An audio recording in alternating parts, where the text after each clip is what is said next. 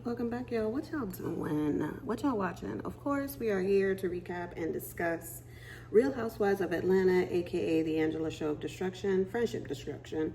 Or she tried to, or she did, or they were already on the outs. Who really knows? But it's evident that things were going on before this show started. Speaking of how Shamea talked about how, and I didn't even know that, how Shamea and Porsha's mom were like ace boon coons and they not friends no more. And I hate how like generational hurt, trauma goes down to the kids in regards to like, oh, that's Auntie Diane. Oh, that's, I don't know Shamea's mom's name, but that's Auntie so-and-so. Oh, but I don't talk to her no more. So her daughter ain't, sugar honey iced tea, so don't talk to her. I don't know. Miss Diane has always given me pause. But, people act throughout their circumstances, and we just have to get into it, okay? We go.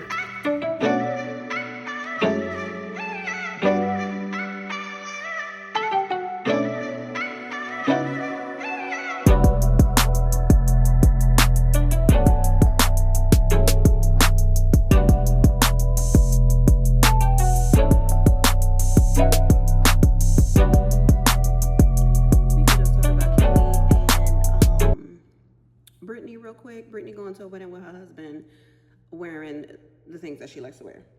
Okay. Kelly is teaching her daughter how to drive. Gave me so much anxiety and trauma about teaching my child how to drive. It's just like, yikes. We have more anxiety than the kids, and the kids have anxiety, and it's just a whole box of anxiety with a machine trying to go forward, trying to reverse, trying to know how to park. It's a lot. It's a lot. It is a lot. Okay, or y'all remember when I said that Angela and her daughter Amari, there is more to the story. Angela's family, it's like there's a lot going on, and it's not new. You know what I'm saying? Like this happens in probably your family, it happens in my family, it happens a lot. But there's always more to the story. Why would her mother move out of a house that was already paid for? Maybe she had to pay the taxes, the mom and the sister. Maybe. You know what I'm saying? HOA fees, blah, blah, blah. Maybe they had to maintain, like how Kelly said, I'll buy you the car, but you have to maintain the car. You know what I'm saying? Maybe it was those type of deals. I don't know. But the fact that Angela can't even say her sister's name on national TV proves that there is more to the story. And I said that when Amari came out of her mouth and said, I'm using a car that my mom bought that's not even yours to your aunt, I knew there was something going on. And the fact that why is your daughter Amari living in a house with her grandma and her aunt and not living with you or living by herself? I don't know. There's something, and you know what I feel? I feel like Amari is definitely the catalyst, or not the catalyst, maybe the fan to what's going on, this fire that is going on in Angela's family. Because I'm sure, like I said before, Amari was in that house saying, this is the house my mama bought. This is my mama's stuff. This is my mama. And they had too much of that by mama, and they moved out. That is what I feel happened. Because why would you leave a house that's paid for or somebody paying for you? Like, why? And then I don't know how old her mom is, but I mean, you know what I'm saying? Why would you move? Especially if you have like hospital bills or you trying to find a job and blah, blah, blah, or just trying to find something to do and not have to worry about a financial debt. Why would you, in this day and age, why would you want to move? There's something there, and there's always been something there. Charles and Angela's relationship is really like, I don't judge it because I can see that he cares for Angela. He's just a straight shooter. Honestly, I feel like he's just a straight shooter. And he may not be an emotional person. I feel like Angela pours a lot out, and Charles is just like, I can't deal with all of these emotions. So I'm just not gonna deal with them emotions, which is not a good way, like a reciprocal relationship in that type of way. But I don't think he don't love her. But that confessional was cringy. It was very cringy. No, it was very cringy. So, and I agree with Charles. Like to a point, Because Angela always gives like this story, a story of, okay, I'm taking care of my mom, but then y'all disrespecting my daughter, and then my mom doesn't defend my daughter. I don't have a problem with that. And she's only getting Amari's side, mind you. So she's been helping them. You know, there's family members, you help. Oh, I don't want to see them do this. I don't want to see them homeless. I don't want to see them this. And I've given them the things to make them better. Like, I'm not doing it for them, but I'm doing things to make them better, so they could strive and stuff like that. And if you constantly doing, and then your daughter is throwing it in their face, and maybe on the other side of it, they're not grateful or they want more, because she doesn't go in depth in that. She just mainly talks about the argument that her sister and Amari had, and then her mom didn't defend Amari. We don't really know what was said, but I'm sure Amari is not a shrinking violet. So I'm sure it got very volatile. However, there is a line that you have to set in place, especially if you are more financially free than a family member. And not even in addition to that, you have an attitude and a personality and a mindset that I'm going to go get it instead of somebody giving it to me. That is a difference that you will be arguing about for the rest of your lives. So I'm going to do X, Y, Z, and then you got to start over and do ABC. I agree with Charles. You have to set a line somewhere. But again, we are not getting the whole story about Angela Oakley and her family drama. She is trying to start drama in other people's relationships. Listen, y'all came for Angela, y'all called, and she said, I'm coming. And here she is.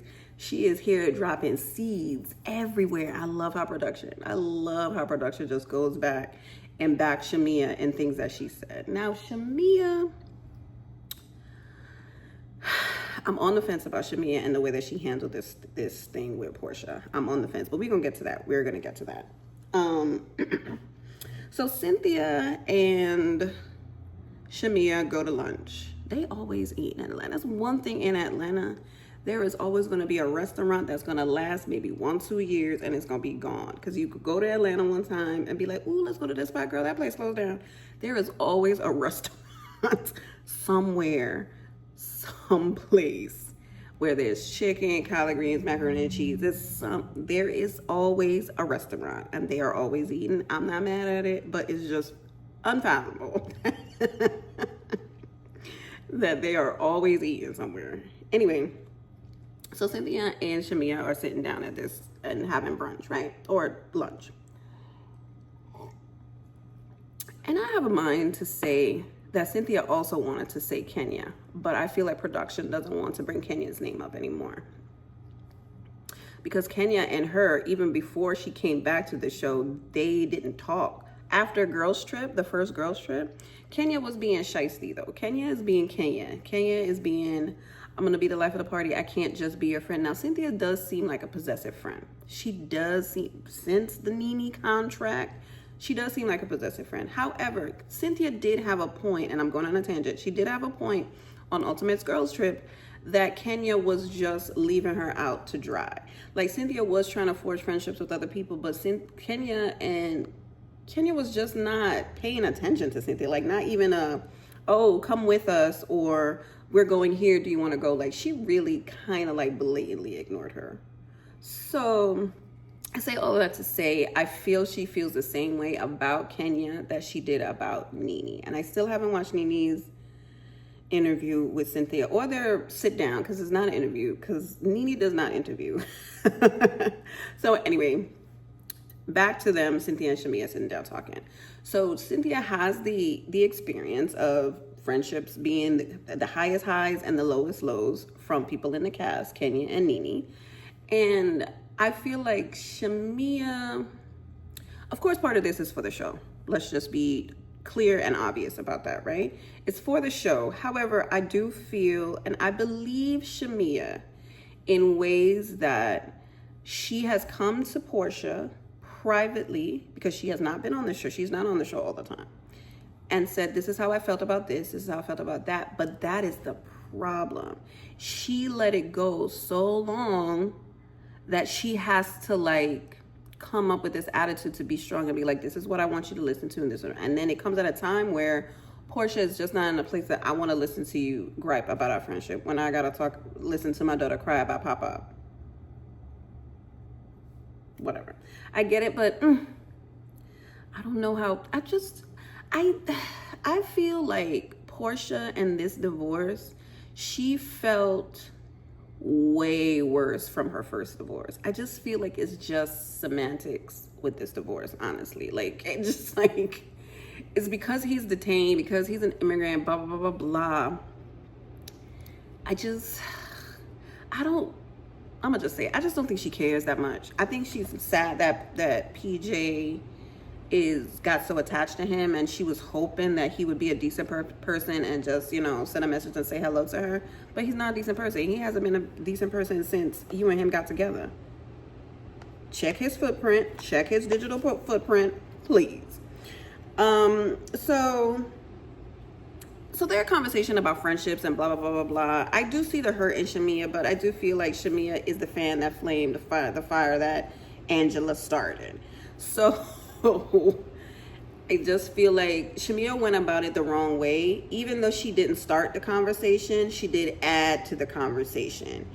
And her saying, oh yeah, but and she shut it down. She did shut it down, but she did add a 2 cents before she shut it down.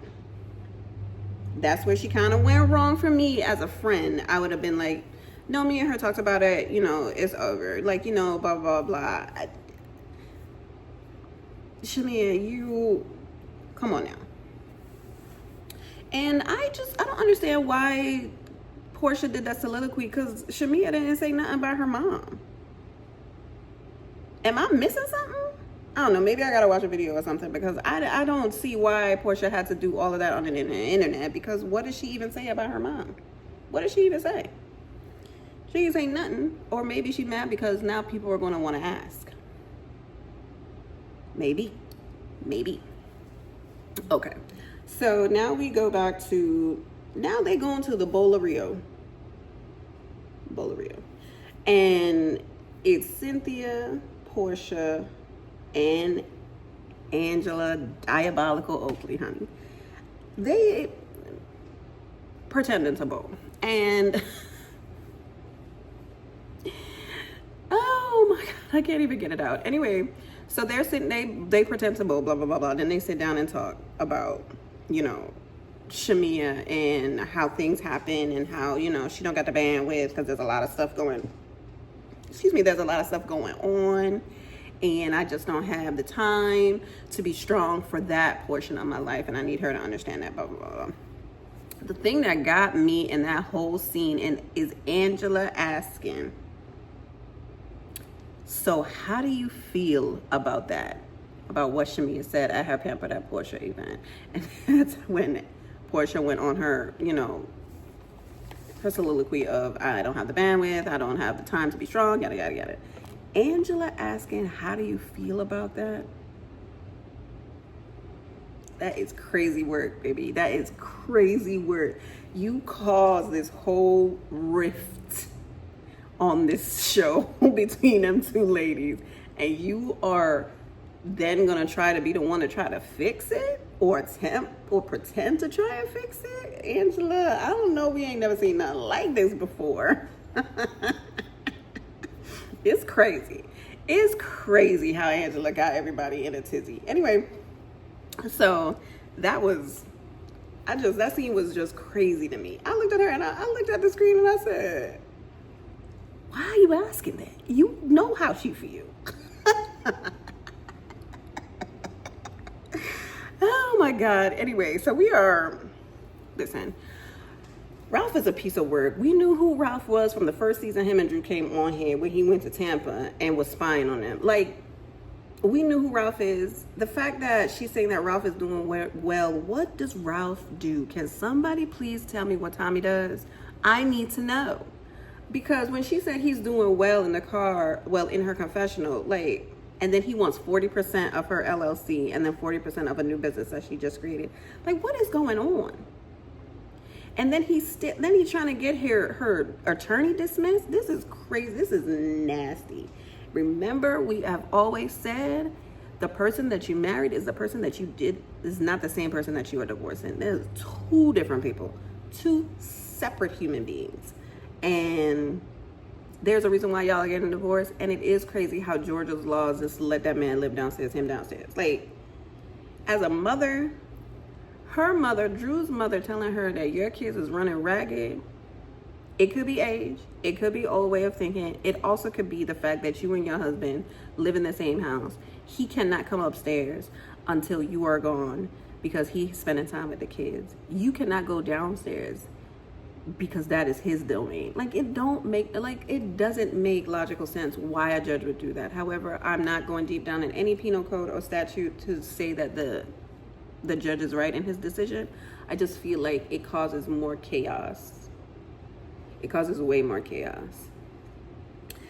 I do see a point in which he's trying to think of the kids and wanting the parents in the same house, but if the parents don't get along, you know what I'm saying? Anyway.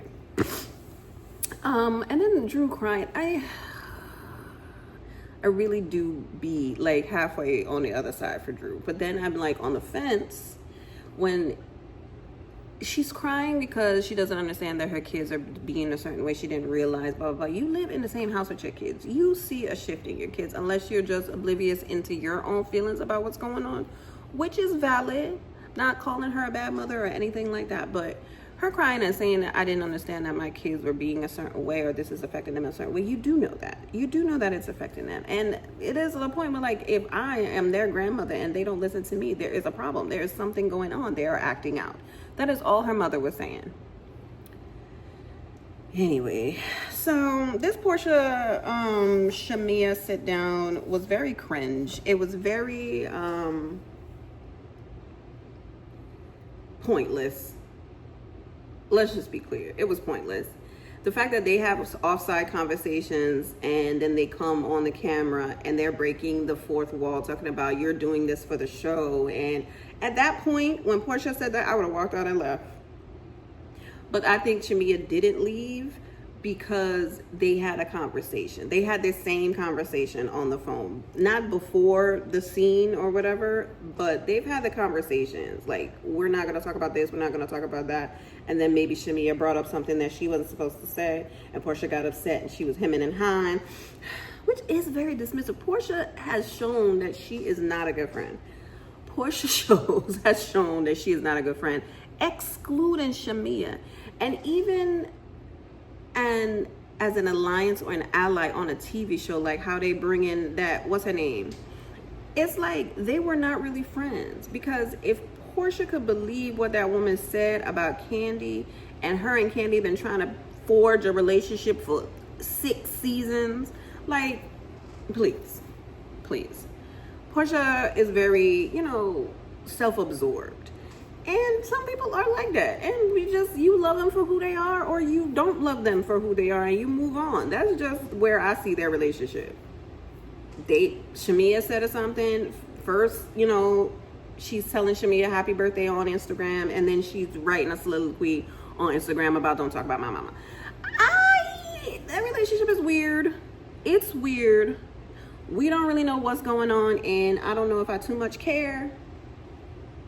But I might care a little bit because I just don't understand. Like, possibly salvaging a relationship that you've known somebody from since middle school is crazy.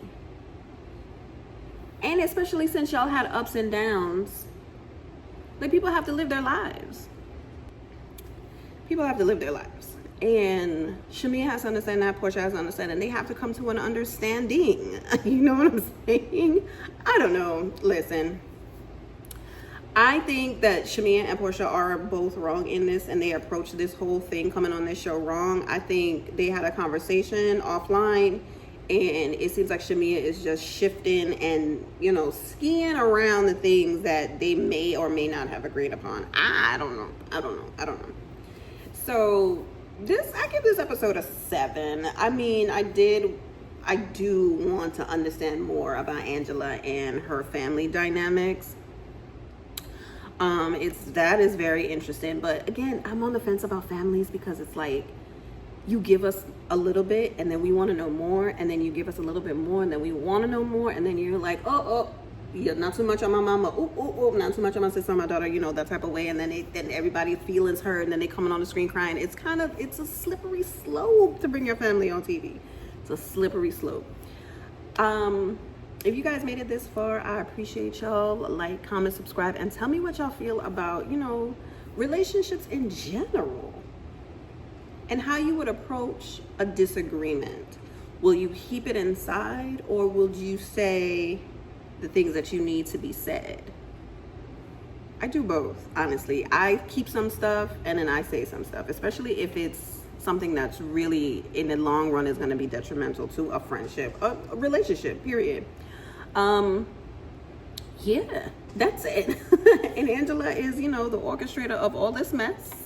She needs to worry about what's going on with her daughter and her mother and her sister. You can't even call your sister's name on national TV. They got to bleep it out. And you mad at Shamea. Girl, Angela, sometimes you are the gift that keeps on giving. And then sometimes I just want you to stop and take a pause. But, that woman coming next episode, and she's talking about, I heard y'all was looking for me. Girl, we know where you was at. We know where you was at. You was down the street with the doctors. Now you're over here with the content creators and the singers and the real estate agents and the restaurants was. Child, no, nobody was looking for you and you were not missed. Anyway, I'll see you guys in the next one. Bye.